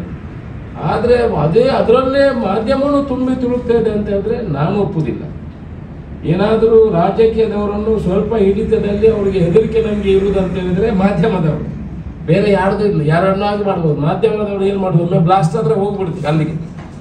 ಇವತ್ತು ಕಂಟ್ರೋಲಲ್ಲಿ ಯಾರಾದರೂ ರಾಜಕೀಯದವರು ಇದ್ದಾರೆ ಅಂತ ಹೇಳಿದ್ರೆ, ಇಲ್ಲ ಬೇರೆ ಡಿಪಾರ್ಟ್ಮೆಂಟಿನವರು ಇದ್ದಾರೆ ಅಂತ, ನೀವು ಯಾವ ಡಿಪಾರ್ಟ್ಮೆಂಟ್ ಕರಪ್ಷನ್ ಇಲ್ಲ, ಎಲ್ಲಿ ಹೋದ್ರೂ corruption you are force to do the corruption ಅಲ್ಲದೆ. ನಾವು ಕರಪ್ಷನ್ ಮಾಡೋದಿಲ್ಲ ಅಂತ ಹೇಳಿದ್ರು, you have to force to do the corruption. ಆ ಥರ ಸಿಚುವೇಶನ್ಗಳು ಕೆಲವು ಕಡೆ ಬರ್ತದೆ. ಸೊ ರಾಜಕೀಯ ಮಾಧ್ಯಮದವರು 100% ಕರಪ್ಷನ್ ಅವರು ಹೇಳಿರ್ಬೋದು ಅವರ ಒಪಿನಿಯನ್, ಬಟ್ ಖಂಡಿತ ಅದು ನಾನು ಅದಕ್ಕೆ ಒಪ್ಪಿಗೆ ಇಲ್ಲ. ಭ್ರಷ್ಟಾಚಾರ ರಾಜಕೀಯದವರು ಮಾಡ್ತಾನೆ ಅಂತ ಹೇಳಿದ್ರೆ ಎಲ್ಲರೂ ಮಾಡ್ತಾನೆ ಅಂತ ಒಳ್ಳೆ ಒಳ್ಳೆ ಜನಗಳಿದ್ದಾರೆ, ಅಧಿಕಾರಿಗಳು ಕೆಲವರು ಒಳ್ಳೆಯವರು ಇದ್ದಾರೆ. ನಾನು ಸ್ವಾಮೀಜಿಗಳ ಹತ್ರ ನನ್ನ ಭಾಷಣದಲ್ಲಿ ಹೇಳಿದೆ, ಸ್ವಾಮೀಜಿ ಈಗ ಸ್ವಾಮೀಜಿಗಳ ಪರಿಸ್ಥಿತಿ ನಮ್ಮಿಂದ ಕಡೆಯಾಗಿದೆ, ರಾಜಕೀಯದಿಂದ ಕಡೆಗಿದೆ ಸ್ವಾಮೀಜಿಗಳದ್ದಾಗಿದೆ ಅನ್ನೋ ವಿಚಾರ. ಅವನಂತ 10 ಸಲ ಫೋನ್ ಮಾಡಿದ್ದೆ ಸ್ವಾಮೀಜಿಗೆ, ಯಜ್ಞಮಿತಿ ಇದಕ್ಕೆ ಬೆಚ್ಚ ಆಗ್ತದೆ, ಈಗ ನನ್ನನ್ನು ವೇದಿಕೆಯಲ್ಲಿ ಕೂರಿಸಿ ಹೀಗೆ ಹೇಳಿದ್ರೆ ಮತ್ತೆ ನಾನು ಅದನ್ನು ಈಗ ಹೇಳ್ಬೇಕಲ್ಲ. ಮೊನ್ನೆ ಪೇಪರಲ್ಲಿ ನೋಡಿ ಹೇಗಿದೆ ಸ್ವಾಮೀಜಿಗಳ ಪರಿಸ್ಥಿತಿ. ಹಾಗೆ ಯಾರನ್ನು ಹೇಳುವಾಗಿಲ್ಲ, ಎಲ್ಲಿಯೂ ಭ್ರಷ್ಟಾಚಾರ ಇದೆ ಅಂತ ಹೇಳಲಿಕ್ಕೆ ಸಾಧ್ಯ ಇಲ್ಲ. ಆ ರೀತಿಯ ಒಂದು ವ್ಯವಸ್ಥೆ, ಅದರಲ್ಲೂ ಮಾಧ್ಯಮದವರು ನಿಮ್ಮ ಸಹಕಾರ ಖಂಡಿತ ಈ ಕಂಬಳಕ್ಕೆ ಬೇಕು. ನಾನು ಇನ್ನೊಂದು ವಿಚಾರ ನಿಮ್ಮ ಹತ್ರ ವಿನಂತಿ ಮಾಡುವುದು ಅಂತ ಹೇಳಿದ್ರೆ, ನಂದು ನಾಡಿದ್ದು ಒಂದು ಸಾರಿ ವಿತರಣೆ ಕಾರ್ಯಕ್ರಮ ಇದೆ 13 ತಾರೀಕು ಸೋಮವಾರ ಬರುವ ತಿಂಗಳು, ಸುಮಾರು ದೀಪಾವಳಿ ದಿವಸ ಪುತ್ತೂರಿನಲ್ಲಿ ಒಂದು 50,000 ಜನರಿಗೆ ಸಾರಿ ವಿತರಣೆಯನ್ನು ಮಾಡ್ತೇವೆ. ಸುಮಾರು 10 ವರ್ಷದಿಂದ ಈ ಸಾರಿ ವಿತರಣೆ ಕಾರ್ಯಕ್ರಮವನ್ನು ನಾನು ಮಾಡ್ತಾ ಇದ್ದೇನೆ. ಕಳೆದ ವರ್ಷ ನಾವು ಮಹಿಳೆಯರಿಗೆ ಸಾರಿ ಮತ್ತೆ ಗಂಡಸರಿಗೆ ಪುರುಷರಿಗೆ ಲುಂಗಿ ಮತ್ತೆ ಟವಲ್ ಅನ್ನು ಕೊಟ್ಟಿದ್ವಿ. ಈ ಸಲ ಮಹಿಳೆಯರಿಗೆ ಸಾರಿ, ನಮ್ಮ ಪುರುಷರಿಗೆ ಬೆಡ್ಶೀಟ್ ಕೊಡುವಂಥ ಒಂದು ಕಾರ್ಯಕ್ರಮವನ್ನು ಸುಮಾರು 50,000 ಜನರಿಗೆ ಇಟ್ಕೊಂಡಿದ್ವಿ. ಇದೇನು ಅಶೋಕ್ ರೈ ಬಿಲ್ಡರು ದುಡ್ಡಿದೆ ಅಂತ ಮಾಡಿಕೊಡುವುದಲ್ಲ, ಸುಮಾರು 10 ವರ್ಷದಿಂದ ನಾನು ಇದನ್ನು ಮಾಡಿಕೊಂಡು ಬಂದಿದ್ದೀನಿ. ಈ ಸಲ ಕಳೆದ ಸಲ 35,000, ಈ ಸಲ 50,000 ಜನರಿಗೆ ಈ ಯೋಜನೆಯನ್ನು ಮಾಡಿಕೊಂಡು ಬಂದಿದ್ದೀನಿ. ನೀವು ಕೂಡ ಸ್ವಲ್ಪ ಅದನ್ನು ಮಾಧ್ಯಮದಲ್ಲಿ ತಿಳಿಸುವಂಥ ಕೆಲಸ. ಇದನ್ನು ಯಾಕೆ ಮಾಡ್ತಾ ಇದ್ದೀನಿ ಅಂತ ಹೇಳಿದರೆ, ನನ್ನ ಜೀವನನು ಈಗ ಹರೀಶ್ ನನ್ನ ಜೀವನ ಅಲ್ಲ, ಟೈಮ್ ಇಲ್ಲದೆ ನಾನು ಮುಗಿಸ್ಬಿಡ್ತೇನೆ. ನನ್ನ ಜೀವನನು ನಾನು ಹಿಂದೆ ಬಾರಿ ಎಲ್ಲ ಬಡತನವನ್ನು ಕಂಡು ಬಂದವರು. ನೀವು ಇರ್ಬೋದು, ಇಲ್ಲಿದ್ದವರೆಲ್ಲ ವೇದಿಕೆಯಲ್ಲಿದ್ದವರೆಲ್ಲ ಬಡತನವನ್ನು ಕಂಡು ಬಂದವರು ಇರ್ಬೋದು. ನಾವು ಬಾರಿ ಬಡತನವನ್ನು ಕಂಡು ಬಂದವರು ಹಿಂದಿನಿಂದ. ನನ್ನ ಜೀವನ ನಾವು ಕೊಟ್ಟಿಗೆಯಲ್ಲಿ ಮಾಡ್ತೇವೆ. ನನ್ನ ತಂದೆ ಮಾಸ್ಟರ್ ಆಗಿದ್ದರು. ನಾನು 5 ವರ್ಷ ನಾವು ಕೊಟ್ಟಿಗೆ ದನ ಕಟ್ಟುವ ಕೂತಿತ್ತು. ಒಂದು ಬಾಗಿಲಿರಲಿಲ್ಲ ಆ ಮನೆಗೆ. ಆ ಬಾಗಿಲು ಇಲ್ಲದ ಮನೆಯಲ್ಲಿ ನಾವು 5 ವರ್ಷ ಜೀವನ ಮಾಡ್ತಾ ಇದ್ವಿ. ನನ್ನ ಅಣ್ಣ ಒಬ್ಬ ಇದ್ದ, ದೊಡ್ಡ ನಾವು ಯಾವಾಗಲೂ ನಮ್ಮ ಮನೆಯ ಗೋಡೆಯನ್ನೇ ಗರಿ ಇರ್ಬಾರ್ದು ತೆಗಿಯೋದು, ಅವರು ಬೀಳಿ ಮನೆ ಅಂತ, ಇನ್ನೊಂದು ಮನೆ ಕಟ್ಟಲಿ ತಂದೆ ಅಂತ. ಅವನಿಗೆ ಕಾಲೇಜ್ ಹೋಗೋಗೆಲ್ಲ ಡ್ರಾಯಿಂಗ್ ಮಾಡ್ತಾ ಇದ್ದು, ಈಗಲೂ ಕೊಟ್ಟಿ ಅಡಿಪುಣೆ ಅಂತ. ಸೊ ಆ ಎಲ್ಲ ಜೀವನ ಕಷ್ಟದ ಜೀವನ ಡಿಗ್ರಿಯಿಂದ ನನ್ನ ಉದ್ಯಮವನ್ನು ಸ್ಟಾರ್ಟ್ ಮಾಡಿ, ಆನಂತರ ಒಂದು ಏಜೆನ್ಸಿ ಮಾಡಿ, ಚಿಕ್ಕ ರೂಮಲ್ಲಿ ಸ್ಟಾರ್ಟ್ ಮಾಡಿ, ಗಾಡಿಯಲ್ಲಿ ಸೈಕಲಲ್ಲಿ ಡೆಲಿವರಿ ಮಾಡ್ತಾ ಇದ್ದೆ. ಜ್ಯೂಸ್ ಸೇಲ್ ಮಾಡ್ತಾ ಇದ್ದೆ ನಾನು ಮೈಸೂರಲ್ಲಿ. ಫಸ್ಟ್ ಇಯರ್ ಡಿಗ್ರಿ ಹೋಗುವಾಗ ಸೈಕಲಲ್ಲಿ ಜ್ಯೂಸ್ ಡೆಲಿವರಿ ಅಂಗಡಿ ಕೊಡ್ತಾ ಇದ್ದೆ. ಅದು ಜ್ಯೂಸ್ ಏನು, ನಾವು ಇವತ್ತೆಲ್ಲ ವೆಂಕಟರಮಣ ಬೇಕರಿಯಲ್ಲಿ ಇರೋದು. ಮರು ದಿವಸ ಅಲ್ಲಿ ಇರೋದು ಕೇರಳದವರು ಯಾರ ಬೇಕರಿ ನಡೆಸೋದು. ಮರು ದಿವಸ ಹೋಗೋದು, ನನ್ನ ಜ್ಯೂಸ್ ಇಲ್ಲ, ಅಂಗಡಿ ಓನರ್ ಇಲ್ಲ. ನಮಗೆ ಸಿಗುವುದೇ ಅದರಲ್ಲಿ ಹಬ್ಬ ಅಂತ 2,000 ರೂಪಾಯಿ ಸಿಗ್ತಾ ಇರ್ತದೆ. ಆದರೂ ಆ ಏಜೆನ್ಸಿ ಮಾಡಿ ನಿಧಾನ ಕಾಲೇಜ್ಗೆ ಹೋಗುವಾಗ ಎಷ್ಟೋ ಸಲ ನಾನು first year degree second year degree ಹೋಗುವಾಗ ನಾನು ಬೆಳಿಗ್ಗೆ ಬೇಗ ಕಾಲೇಜಿಗೆ 10 ಗಂಟೆಗೆ ಹೋಗ್ತಾ ಇದ್ದೆ. ಸಾಯಂಕಾಲ ಈ ಜ್ಯೂಸನ್ನು ಸೈಕಲಲ್ಲಿ ಕಟ್ಟಿ ಅಂಗಡಿಗೆ ಡೆಲಿವರಿ ಮಾಡ್ತಿದ್ದೆ ಬೇಕರಿಗೆ. ಆಗ ಈ ನನ್ನ ಕ್ಲಾಸ್ನ ಹುಡುಗಿಯರೆಲ್ಲ ಅಲ್ಲಿ ಬನ್ನು ತಿನ್ನಲಿಕ್ಕೆ, ಪಪ್ಸ್ ತಿನ್ನಲಿಕ್ಕೆ ಎಲ್ಲ ಬರ್ತಾ ಇದ್ರು ಕೆಲವರು. ನಾನು ಈ ಸೈಕಲಲ್ಲಿ ಈಗ ನಿಂತ್ಕೊಳ್ಳೋದು, ಯಾವಾಗೊಮ್ಮೆ ಇವ್ರು ಹೋಗ್ತಾರೆ ಇಲ್ಲಿ, ನನಗೆ ನಾಚಿಕೆ ಆಗೋದು ಅವ್ರು ಇರುವ ಕೊಡ್ಲಿಕ್ಕೆ. ಇವ್ರು ಹೋಗ್ತಾರೆ, ಇವರು ಬಟ್ಟಾಂಗ ಹುಡುಕೊಂಡು ನಾನು ಒಂದು ಕಾಲು ಸೈಕಲ್ದು ಒಂದು ಕಾಲು ಕೆಳಗೆ, ಒಂದು ಕಾಲು ಮೇಲೆ ನಿಂತು ಮತ್ತೆ ಹೇಗಾದ್ರೂ ಇವರು ಹೋದ ನಂತರ ಮೆಲ್ಲ ಡೆಲಿವರಿ ಮಾಡಿ ಬರೋದು. ಮಲ್ಲದೆ ಮಾಡಿದ ಕ್ಲಾಸಲ್ಲಿ ನಗ್ತಾರೆ ಅಂತ. ಅದನ್ನು ನೋಡಿ ಒಂದು ಕನ್ನಡ ಟೀಚರ್ ಇದ್ರು, ಈ ಜೋಕ್ ಎಲ್ಲ ಮಾಡ್ತಾರೆ. ಈಗ TV9 ನಲ್ಲೆಲ್ಲ ಜೋಕ್ ಮಾಡ್ತಾರೆ. ಒಬ್ಬರು ಅಲ್ಲ, ಒಬ್ರು ಮೈಸೂರಿನವರು ಜೋಕ್ ಎಲ್ಲ TV9 ನಲ್ಲಿ ಮಾಡಿದ್ರು. ಕನ್ನಡ ಟೀಚರ್ ಆಗಿದ್ರು ನನಗೆ ಮೈಸೂರಲ್ಲಿ. ಕೃಷ್ಣಗೌಡ ಎಲ್ಲ ಮಾಡ್ತಾರೆ. ನಮ್ಮ ಕನ್ನಡ ಟೀಚರ್ ಆಗಿದ್ರು ಅವರು ಮೈಸೂರಲ್ಲಿ. ನನಗೆ ಅವರು ನನಗೆ ಕ್ಲಾಸಲ್ಲಿ ಹೇಳ್ತಿದ್ರು, ನೋಡಿ you should be like this, ಇವನು ಹಗಲೆಲ್ಲ ಕೆಲಸ ಮಾಡಿ ಬರ್ತಾನೆ, ರಾತ್ರಿ ಸ್ಕೂಲಿಗೆ ಕಾಲೇಜಿಗೆ ಬರ್ತಾನೆ, ಈ ಥರ ಮಾಡಿ. ಅವ್ರು ನನಗೆ ಸ್ಪೋರ್ಟಿವ್ ಕೊಡ್ತಾರೆ. ಅಟ್ಲೀಸ್ಟ್ ಮಾಡಿ ನನಗೆ ಅದು ಅಟ್ಲೀಸ್ಟ್ ಸ್ವಲ್ಪ ಇದು ಮಾಡಿ ಆನಂತರ ಒಂದು ಏಜೆನ್ಸಿ ಮಾಡಿ ಕಾಲೇಜ್ಗೆ ಹೋಗುವಾಗ ಫಿನಿಶ್ ಮಾಡುವಾಗ ನಾನು 2 ಕೋಟಿ ಟರ್ನೋವರ್ ಆವಾಗ ಮಾಡ್ತಾ ಇದ್ದೆ. ಹಾಗೆ ಹಂತವಾಗಿ ಬೆಳೆದು ಊರಿಗೆ ಬಂದು ಇಲ್ಲಿ ಏಜೆನ್ಸಿ ಮಾಡಿ, ಈಗ ಯಾವುದೇ ಒಂದು ಉದ್ಯಮ ಯಾರು ಮಾಡೋದಿದ್ರು, ಅದು ಹೋಟೆಲಿಂದ ಯಾವುದೇ ಉದ್ಯಮ ಆದರೂ ಅದರ ಭವಿಷ್ಯವನ್ನು ನಾನು ಸುಲುಗಿ ಹೇಳ್ಬಿಡ್ತೇನೆ. ಇದರಲ್ಲಿ ಪಾಸ ಫೈಲ್ ಅಂತ ಕೆಲವರು ಫೈಲ್ ಅಂತ ಹೇಳ್ತಾರೆ. ನಾವು ಹೋಗಿ ದೀಪ ಹತ್ತಿದ್ದೀವಿ, ಅದು ಸುಮ್ಮನೆ ಹತ್ತಿ ಬರೋದು ಗೊತ್ತಾಗ್ತದೆ ಇದು ಈ ಬಿಸ್ನೆಸ್ ಹೇಗೆ ಆಗ್ತದೆ ಅಂತ. ಆದ್ರೆ ನಾವು ದೀಪ ಹತ್ತಿಸ್ತೀವಿ ಅಂದ್ರೆ ಅವನಿಗೆ ತೊಂದರೆ ಆಗೋದು ಬೇಡ. ನಾವು ಯಾಕೆ ಶುಭ ಹಾರೈಕೆ ಮಾಡಲಿಕ್ಕೆ ಬರೋದಿಲ್ಲ. ಕೆಲವರು ದೊಡ್ಡ ಒಬ್ಬರು ಪೊಲಿಟಿಷಿಯನ್ ಇಲ್ಲಿ ನನ್ನ ಜೊತೆಯಲ್ಲಿ ಇದ್ದವರು ಒಂದು ಉದ್ಯಮ ಇಲ್ಲಿ ಆರಂಭ ಮಾಡಿದ್ರು. ಅಲ್ಲಿ ಹೊರಗೆ ಪೂಜೆ ಗೀಜೆ ಮಾಡಿದ್ರು. ನಾನು ಪೂಜೆ ಬಂದಾಗಲೇ ಹೊರಗೆ ಬಂದೆ, ಈ ಬಿಸ್ನೆಸ್ 6 ತಿಂಗಳಿಂದ ಜಾಸ್ತಿ ನಡೆಯುವುದಿಲ್ಲ, ಯಾಕೆ ಇದನ್ನು ಶುರು ಮಾಡಿದ್ರೆ ಅಂತ ಹೇಳಿದೆ. ಅದು 4 ತಿಂಗಳಲ್ಲಿ ನಿಂತು ಅದರಲ್ಲಿ ಅನುಭವ ಇದ್ದರೆ ಮಾತ್ರ ಅದು ಗೊತ್ತಾಗುವಂಥದ್ದು. ಒಟ್ಟು ಉದ್ಯಮದಲ್ಲಿ ನಾನು ಈಗ ಸಾರಿ ವಿತರಣೆ ಯಾಕೆ ಮಾಡ್ತಾ ಇದ್ದೇನೆ ಅಂತಂದರೆ, ನನ್ನ ಯಾರ ಹತ್ರ ಡೊನೇಷನ್ ಕೇಳಿ ದುಡ್ಡು ಕೇಳಿ ಮಾಡೋದಲ್ಲ. ಈ ಸಲ ನನಗೆ ಸಾರಿ ವಿತರಣೆಗೆ ಸುಮಾರು 1.25 ಕೋಟಿ ರೂಪಾಯಿ ದುಡ್ಡು ಬೇಕು. ಬ್ಯಾಂಕಿಂದ ನನ್ನ ಅಕೌಂಟಿಂದ ದುಡ್ಡು ಹಾಕಿ ಮಾಡುವಂಥದ್ದು ಒಂದು ಜನಗಳಿಗೆ ಸಿಗಬೇಕಂದ್ರೆ ನನ್ನ ಹಿಂದಿನ ಜೀವನ, ಕಷ್ಟದ ಜೀವನ ಗೊತ್ತಿದೆ. ಜೊತೆಯಲ್ಲಿ ಎಲ್ರಿಗೂ ಒಂದು ಬಾಂಧವ್ಯ.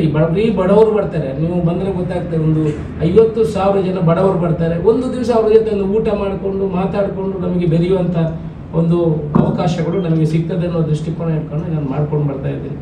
ಪುತ್ತೂರಿನ ಅಭಿವೃದ್ಧಿ ಬಗ್ಗೆ ಎಲ್ಲ ಕೆಲಸಗಳನ್ನು ಮಾಡ್ತಾ ಇದ್ವಿ. ಕಡಿವಾಣ ಮೊದಲೇ ಬಿದ್ದಿದೆ, ಅದರಿಂದ ನಾನು ಜಾಸ್ತಿ ಹೇಳೋದಿಲ್ಲ. ಎಲ್ಲ ಕಾರ್ಯಕ್ರಮಗಳು ಭ್ರಷ್ಟಾಚಾರ ರಹಿತವಾಗಿ ಜನರಿಗೆ ತಲುಪುವ ರೀತಿಯಲ್ಲಿ ಪ್ರಯತ್ನಗಳನ್ನು ಮಾಡ್ತಾ ಇದ್ವಿ. ನಿಮ್ಮೆಲ್ಲ ಸಹಕಾರಗಳು ಬೇಕು. ಮುಂದಿನ ದಿವಸದಲ್ಲಿ ಕಂಬಳಕ್ಕೂ ಬರಲಿಕ್ಕೂ ನೀವು ಬರಬೇಕು. ಜೊತೆಯಲ್ಲಿ ನಾವು ಇಲ್ಲಿಂದ ವಾಹನದ ವ್ಯವಸ್ಥೆಯನ್ನು ಕೂಡ ಮಾಡ್ತೇವೆ. ಆ ರೀತಿಯಲ್ಲಿ ನಿಮಗೆ ನಮ್ಮ ಸಹಕಾರ ಬೇಕು. ಕಂಬಳವನ್ನು ಉಳಿಸಿದವರು ನೀವು, ಅದನ್ನು ಬೆಳೆಸುವವರು ಕೂಡ ನೀವು ಆಗಬೇಕು. ಇಡೀ ದೇಶಕ್ಕೆ ವಿಶ್ವಕ್ಕೆ ತೋರಿಸುವಂಥ ಪ್ರಯತ್ನದಲ್ಲಿ ನೀವು ಕೂಡ ಸಹಕಾರಿಯಾಗಿ ಕೆಲಸ ಮಾಡಬೇಕು ಅಂತ ನನ್ನ ವಿನಂತಿಯನ್ನು ಮಾಡಿಕೊಂಡು ಇವತ್ತು ಪ್ರೆಸ್ ಕ್ಲಬ್ನ ಗೌರವ ಅತಿಥಿಯಾಗಿ ಗೌರವ ಕೊಟ್ಟು ನನ್ನನ್ನು ಕರೆದಿದ್ದೀರಿ. ನಾನು ಈ ಹಿಂದೆ ಕೂಡ ಈ ಪ್ರೆಸ್ ಕ್ಲಬ್ಗೆ ಬಂದಿದ್ದೀನಿ.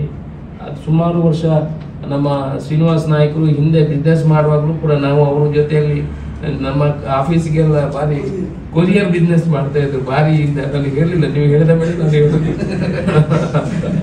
ಭಾರಿ ಹಿಂದಿನಿಂದ ಬಿಸ್ನೆಸ್ ಮಾಡ್ಕೊಂಡು ಬರುವಾಗಲೂ ನಮಗೆ ಪರಿಚಯ ಇದ್ದರು. ನಮ್ಮ ಹರೀಶ್ ರೈ ಕೂಡ ಹಾಗೆ. ವಾಲ್ಟರ್ ಅವರನ್ನು ಯಾವಾಗಲೂ ನಾವು ನೋಡ್ತಾ ಇದ್ವಿ. ಅವರ ಚಾನೆಲ್ಗೆ ಕೂಡ ತುಂಬ ಸಲ ಭೇಟಿ ಕೊಟ್ಟಿದ್ದೀನಿ. ಕಂಬಳದ ಬಗ್ಗೆ ಬೇರೆ ಬೇರೆ ಹಿರಿಯರು ಕೂಡ ಆನಂದನ ಎಲ್ಲ ಇದ್ದಾರೆ. ನಮ್ಮ ಬಾಲ ಇವರೆಲ್ಲ ಇದ್ದಾರೆ. ಜೊತೆಯಲ್ಲಿ ನಿಮ್ಮೆಲ್ಲ ಸಹಕಾರಗಳು ಬೇಕು. ಆಶೀರ್ವಾದ ಇರಲಿ. ಒಳ್ಳೆ ರೀತಿಯಲ್ಲಿ ಕೆಲಸ ಮಾಡ್ತೀವಿ. ಕಂಬಳವನ್ನು ಕೂಡ ನಿಮ್ಮ ಸಹಕಾರದಿಂದ ಒಳ್ಳೆ ರೀತಿಯಲ್ಲಿ ನಡೆಸಲಿಕ್ಕೆ ಪ್ರಯತ್ನವನ್ನು ಮಾಡ್ತಾ ಇದ್ದೀವಿ. ನೀವು ಕೂಡ ಈ ಕಂಬಳದಲ್ಲಿ ಭಾಗಿಯಾಗಬೇಕು ಅನ್ನೋ ವಿಚಾರವನ್ನು ಹೇಳ್ತಾ ಕರೆದದಕ್ಕೆ ನಾನು ನಿಮಗೆ ಆಭಾರಿಯಾಗಿದ್ದೇನೆ. ಮಂಗಳೂರು ಪ್ರೆಸ್ ಕ್ಲಬ್ ಇನ್ನಷ್ಟು ಒಳ್ಳೆಯ ರೀತಿಯಲ್ಲಿ ಕಮೆಂಟ್ರಿ ಕೊಡಲಿಕ್ಕೆ ಎಲ್ಲ ಈಗಲೇ ಟ್ರೈನಿಂಗ್ ನಡೀತಾ ಇದೆ. ಈ ಕಮೆಂಟ್ರಿ ಯಾರು ಹೇಳ್ತಾರೆ ಅವರು ಕೂಡ ಈಗ ಸಾಯಂಕಾಲ 1 ಗಂಟೆ ಟ್ರೈನಿಂಗ್ ಕೊಡುವಂಥದ್ದನ್ನು ಅವರು ಅಪ್ಡೇಟ್ ಮಾಡುವಂಥದ್ದನ್ನು ಮಾಡ್ತಾ ಇದ್ದಾರೆ. ಅದು ಅಂತಿಮ ಆಗಲಿಲ್ಲ. ನಾವು ಮಹಾರಾಣಿಯವರ ಕಡೆ ಅವರ ಹೆಸರನ್ನು ಇಡುವಂತ ನಾವು ಆಲೋಚನೆ ಮೊನ್ನೆವರೆಗೆ ಮಾಡಿದ್ವಿ. ಅದಕ್ಕೆ ಮಹಾರಾಣಿ ಅವರು ಬೇಡ ಅಂತ ಹೇಳಿದ್ದಾರೆ. ಸೊ ನಾವು ನಿಮ್ಮ ಹೆಸರುಗಳನ್ನೇ ಇಟ್ಕೊಡಿ ಅನ್ನೋ ವಿಚಾರವನ್ನು ಕೇಳಿದ್ದಾರೆ. ಅದಕ್ಕೆ ಇನ್ನೂ ಒಂದು ವಾರದಲ್ಲಿ ಸುಮಾರು ಒಂದು 230 ಹೆಸರುಗಳು ಬಂದಿದೆ. ಸೋಷಿಯಲ್ ಮೀಡಿಯಾ ಮುಖಾಂತರ 230 ಹೆಸರು ಬಂದಿದೆ. ಪ್ರಮುಖರ ಜೊತೆ ಚರ್ಚೆ ಮಾಡಿ 4-5ನೇ ತಾರೀಕು ಒಳಗಡೆ ಪ್ರಸ್ತಾವ ಮಾಡಿದ್ದು ನಿಮಗೆ ಗೊತ್ತಿರೋ ತುಳುವಲ್ಲಿ ಮಾತಾಡಿ 5 ಇಲಾಖೆಗಳಿಂದ NOC ಬರುವಂಥ ಕೆಲಸಗಳು ಆಗಬೇಕು. ಒಂದು ಇಲಾಖೆಯಿಂದ ಇವಾಗಲೇ ಮೊನ್ನೆ ನಾನು ಯಾವತ್ತು ಮಾತಾಡಿದ್ದೀನಿ ಆವತ್ತಿನಿಂದ ಎಲ್ಲ ಇಲಾಖೆಗಳಿಗೆ ಪತ್ರ ಹೋಗಿದೆ. ಅಧಿಕಾರಿಗಳದನ್ನು ಫಾಲೋಅಪ್ ಮಾಡ್ತಾ ಇದ್ದಾರೆ. ಒಂದು ಇಲಾಖೆಯಿಂದ NOC ಕೂಡ ಬಂದಿದೆ, ಪೂರಕವಾಗಿ NOC ಬಂದಿದೆ. ಇನ್ನು 4 ಇಲಾಖೆಗಳಿಂದ NOCಗಳು ಬರಬೇಕು. ಅದು ಬಂದ ಕೂಡಲೇ ಹೆಚ್ಚುವರಿ ಭಾಷೆಯಾಗಿ ತಗೊಳ್ಳುವಂಥ ಕೆಲಸ ಆಗ್ತದೆ. ಇನ್ನು ಯಾರು ಈಗ ತುಳು ಅಕಾಡೆಮಿ ಯಾರು ಅಧ್ಯಕ್ಷರಾಗ್ತಾರೆ ಅವರಿಗೆ ಅದನ್ನು ಟಾರ್ಗೆಟ್ ಕೊಟ್ಟು ಆ NOCಗಳನ್ನು ಇಮಿಡಿಯೇಟ್ ತರಿಸುವಂಥ ಕೆಲಸವನ್ನು ಮಾಡ್ತೇವೆ. ತುಳುವನ್ನು ಖಂಡಿತ ಕರ್ನಾಟಕದಲ್ಲಿ ಹೆಚ್ಚುವರಿ ಭಾಷೆಯಾಗಿ ಮಾಡುವಂಥ ಕೆಲಸವನ್ನು 100% ಮಾಡಿಯೇ ಮಾಡ್ತೇವೆ. ಸರ್, ಬ್ಯಾಂಗ್ಳೂರಲ್ಲಿ ತುಳು ಭಾಷೆಯ ಏನು ಅಧಿಕೃತ ಮಾಡುವಂಥದ್ದು ಕೆಲಸ ಮಾಡ್ತಾರ, ಅಲ್ಲಿನ ಅಧಿಕಾರಿಗಳಿಗೆ ಅದರದ್ದು ಮಾಹಿತಿ ಇಲ್ಲ.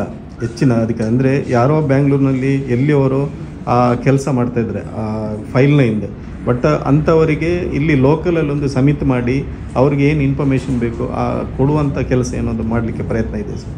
ಅದಕ್ಕೆ ನಾವು ಈಗ ತುಳು ಅಕಾಡೆಮಿ ಅಧ್ಯಕ್ಷರು ಮತ್ತು 12 ಜನ ಸದಸ್ಯರನ್ನು ಮಾಡ್ತೀವಿ. ಅವರಿಗೆ ಫಸ್ಟ್ ಟಾರ್ಗೆಟ್ ಯಾವುದು, ಪ್ರತಿ ಇಲಾಖೆಗಳಿಂದ ಹೋಗಿ ಅಲ್ಲಿ ಏನು ಸಾಧಕ ಬಾಧಕಗಳನ್ನು ಅವರಿಗೆ ಇನ್ಪುಟ್ಟನ್ನು ಕೊಟ್ಟು ಆ NOCಯನ್ನು ಕ್ಲಿಯರ್ ಮಾಡುವಂಥ ಕೆಲಸವನ್ನು ಮಾಡಬೇಕು.